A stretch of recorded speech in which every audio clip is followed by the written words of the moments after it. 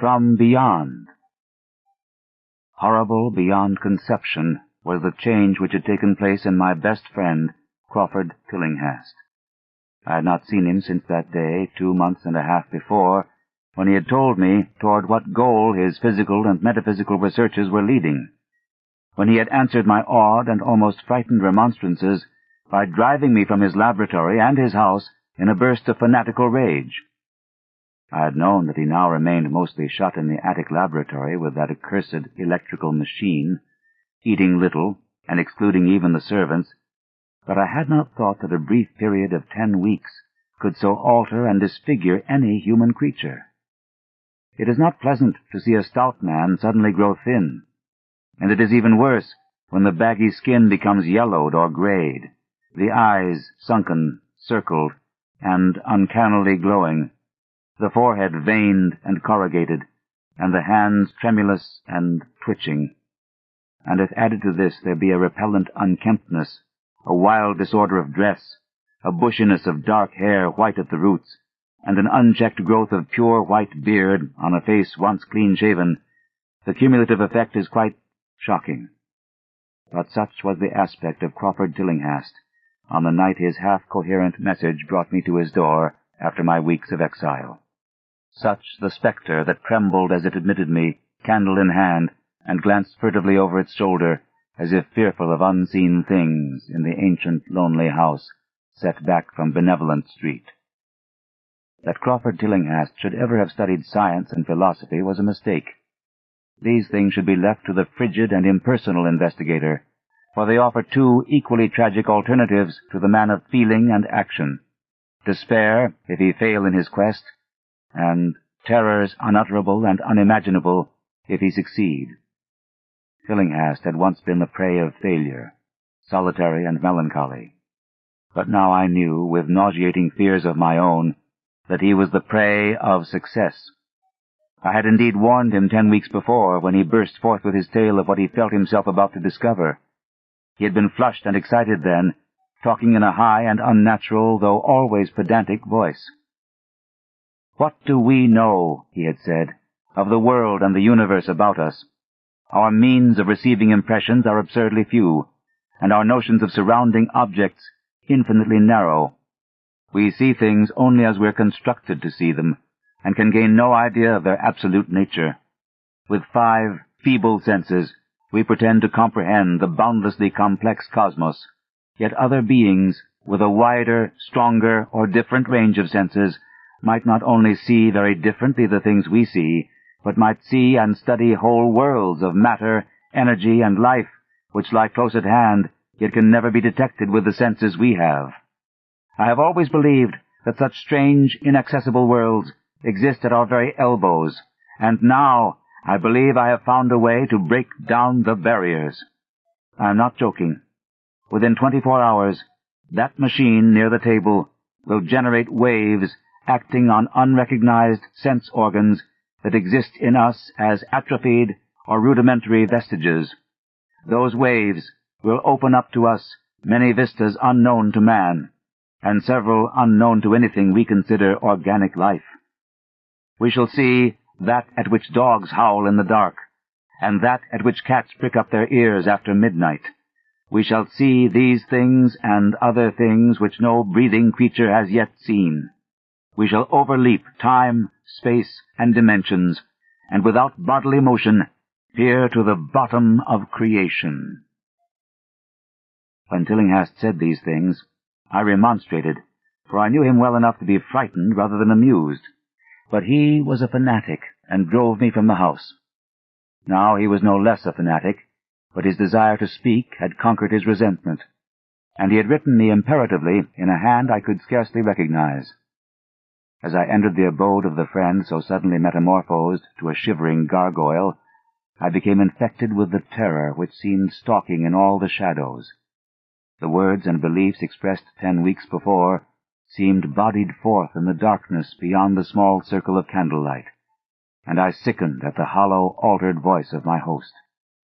I wished the servants were about, and did not like it when he said they had all left 3 days previously. It seemed strange that old Gregory, at least, should desert his master without telling as tried a friend as I. It was he who had given me all the information I had of Tillinghast after I was repulsed in rage. Yet I soon subordinated all my fears to my growing curiosity and fascination.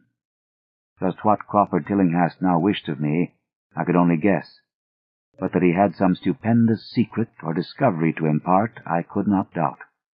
Before, I had protested at his unnatural pryings into the unthinkable. Now that he had evidently succeeded to some degree, I almost shared his spirit, terrible though the cost of victory appeared. Up through the dark emptiness of the house, I followed the bobbing candle in the hand of this shaking parody on man. The electricity seemed to be turned off, and when I asked my guide, he said it was for a definite reason. It would be too much. I would not dare, he continued to mutter. I especially noted his new habit of muttering, for it was not like him to talk to himself. We entered the laboratory in the attic, and I observed that detestable electrical machine glowing with a sickly, sinister, violet luminosity. It was connected with a powerful chemical battery, but seemed to be receiving no current, for I recalled that in its experimental stage it had sputtered and purred when in action. In reply to my question, Tillinghast mumbled that this permanent glow was not electrical in any sense that I could understand. He now seated me near the machine, so that it was on my right, and turned a switch somewhere below the crowning cluster of glass bulbs. The usual sputtering began, turned to a whine, and terminated in a drone so soft as to suggest a return to silence. Meanwhile, the luminosity increased, waned again, then assumed a pale, outre color or blend of colors which I could neither place nor describe.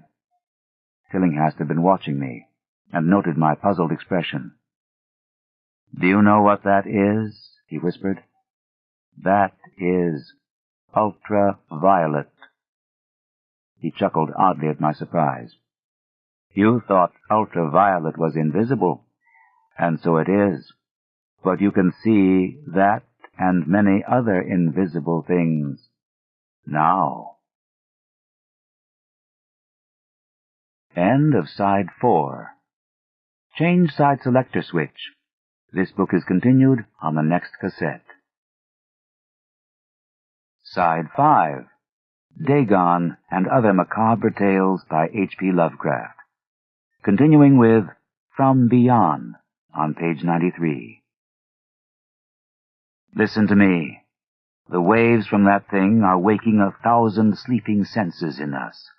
Senses which we inherit from eons of evolution from the state of detached electrons to the state of organic humanity. I have seen truth, and I intend to show it to you. Do you wonder how it will seem? I will tell you. Here Tillinghast seated himself directly opposite me, blowing out his candle and staring hideously into my eyes.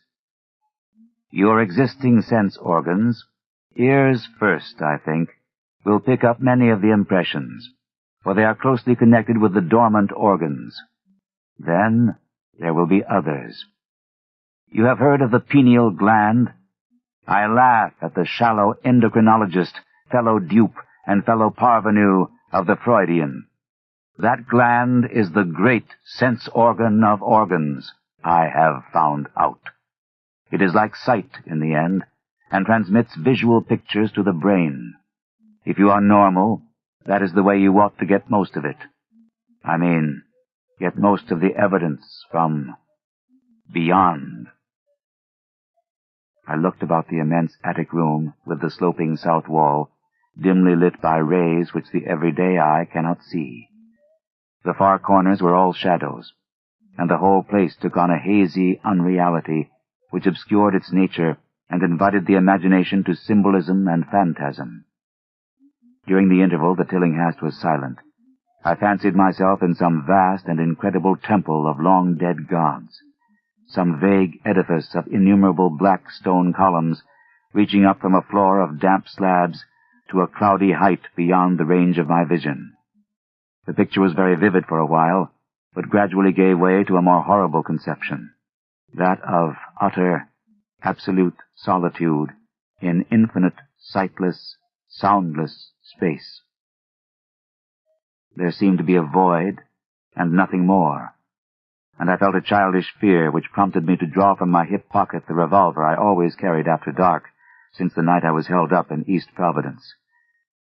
Then, from the farthermost regions of remoteness, the sound softly glided into existence.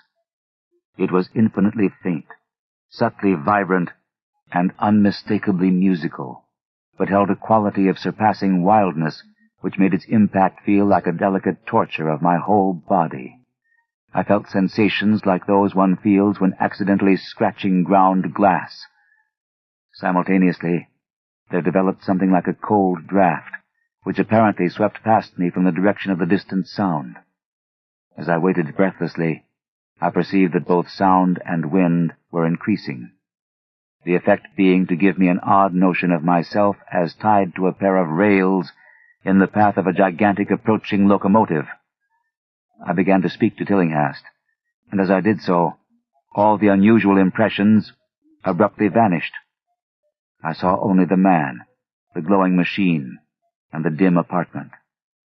Tillinghast was grinning repulsively at the revolver which I had almost unconsciously drawn, but from his expression I was sure he had seen and heard as much as I, if not a great deal more.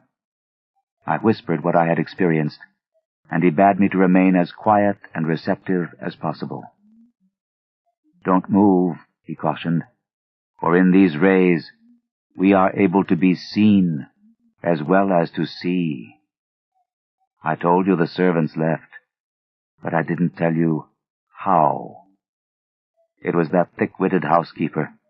She turned on the lights downstairs after I had warned her not to, and the wires picked up sympathetic vibrations. It must have been frightful. I could hear the screams up here, in spite of all I was seeing and hearing from another direction. And later, it was rather awful to find those empty heaps of clothes around the house. Mrs. Updike's clothes were close to the front hall switch. That's how I know she did it. It got them all. But so long as we don't move, we're fairly safe. Remember, we're dealing with a hideous world in which we are practically helpless. Keep still." The combined shock of the revelation and of the abrupt command gave me a kind of paralysis, and in my terror my mind again opened to the impressions coming from what Tillinghast called beyond. I was now in a vortex of sound and motion, with confused pictures before my eyes. I saw the blurred outlines of the room, but from some point in space there seemed to be pouring a seething column of unrecognizable shapes, or clouds, penetrating the solid roof at a point ahead and to the right of me. Then I glimpsed the temple-like effect again, but this time the pillars reached up into an aerial ocean of light, which sent down one blinding beam along the path of the cloudy column I had seen before. After that, the scene was almost wholly kaleidoscopic, and in the jumble of sights, sounds, and unidentified sense impressions, I felt that I was about to dissolve, or in some way lose the solid form. One definite flash I shall always remember. I seemed for an instant to behold a patch of strange night sky filled with shining, revolving spheres, and as it receded, I saw that the glowing suns formed a constellation or galaxy of settled shape. This shape being the distorted face of Crawford Tillinghast. At another time, I felt the huge animate things brushing past me, and occasionally walking or drifting through my supposedly solid body. And I thought I saw Tillinghast look at them as though his better-trained senses could catch them visually. I recalled what he had said of the pineal gland, and wondered what he saw with his preternatural eye. Suddenly, I myself became possessed of a kind of augmented sight. Over and above the luminous and shadowy chaos arose a picture which, though vague, held the elements of consistency and permanence. It was indeed somewhat familiar, for the unusual part was superimposed upon the usual terrestrial scene, much as a cinema view may be thrown upon the painted curtain of a theater. I saw the attic laboratory, the electrical machine, and the unsightly form of Tillinghast opposite me. But of all the space unoccupied by familiar material objects, not one particle was vacant. Indescribable shapes, both alive and otherwise, were mixed in disgusting disarray, and close to every known thing were whole worlds of alien, unknown entities. It likewise seemed that all the known things entered into the composition of other unknown things, and vice versa. Foremost among the living objects were great, inky, jellyish monstrosities, which flabbily quivered in harmony with the vibrations from the machine. They were present in loathsome profusion, and I saw to my horror that they overlapped, that they were semi-fluid, and capable of passing through one another, and through what we know as solids. These things were never still, but seemed ever floating about with some malignant purpose. Sometimes they appeared to devour one another, the attacker launching itself at its victim, and instantaneously obliterating the latter from sight. Shudderingly, I felt that I knew what had obliterated the unfortunate servants, and could not exclude the things from my mind as I strove to observe other properties of the newly visible world that lies unseen around us. But Tillinghast had been watching me, and was speaking. "You see them? You see them? You see the things that float and flop about you and through you every moment of your life? You see the creatures that form what men call the pure air and the blue sky? Have I not succeeded in breaking down the barrier? Have I not shown you worlds that no other living men have seen?" I heard him scream through the horrible chaos, and looked at the wild face thrust so offensively close to mine. His eyes were pits of flame, and they glared at me with what I now saw was overwhelming hatred. The machine droned detestably. "You think those floundering things wiped out the servants? Fool! They are harmless. But the servants are gone, aren't they? You tried to stop me. You discouraged me when I needed every drop of encouragement I could get. You were afraid of the cosmic truth, you damned coward. But now I've got you. What swept up the servants? What made them scream so loud? Don't know, eh? You'll know soon enough. Look at me. Listen to what I say. Do you suppose there are really any such things as time and magnitude? Do you fancy there are such things as form or matter? I tell you, I have struck depths that your little brain can't picture. I have seen beyond the bounds of infinity, and drawn down demons from the stars. I have harnessed the shadows that stride from world to sow death and madness. Space belongs to me. You hear? Things are hunting me now, the things that devour and dissolve, but I know how to elude them. It is you they will get, as they got the servants. Stirring, dear sir? I told you it was dangerous to move. I have saved you so far by telling you to keep still, saved you to see more sights and to listen to me. If you had moved, they would have been at you long ago. Don't worry, they won't hurt you. They didn't hurt the servants. It was seeing that made the poor devils scream so. My pets are not pretty, for they come out of places where aesthetic standards are very different. Disintegration is quite painless, I assure you. But I want you to see them. I almost saw them, but I knew how to stop. You are not curious? I always knew you were no scientist. Trembling, eh? Trembling with anxiety to see the ultimate things I have discovered. Why don't you move, then? Tired? Well, don't worry, my friend, for they are coming. Look, Look, curse you, look! It's just over your left shoulder.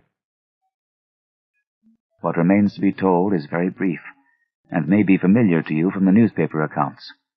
The police heard a shot in the old Tillinghast house and found us there. Tillinghast dead, and me unconscious. They arrested me because the revolver was in my hand, but released me in 3 hours, after they found it was apoplexy which had finished Tillinghast, and saw that my shot had been directed at the noxious machine, which now lay hopelessly shattered on the laboratory floor. I did not tell very much of what I had seen, for I feared the coroner would be skeptical. But from the evasive outline I did give, the doctor told me that I had undoubtedly been hypnotized by the vindictive and homicidal madman. I wish I could believe that, Doctor. It would help my shaky nerves if I could dismiss what I now have to think of the air and the sky about and above me. I never feel alone or comfortable, and a hideous sense of pursuit sometimes comes chillingly on me when I am weary.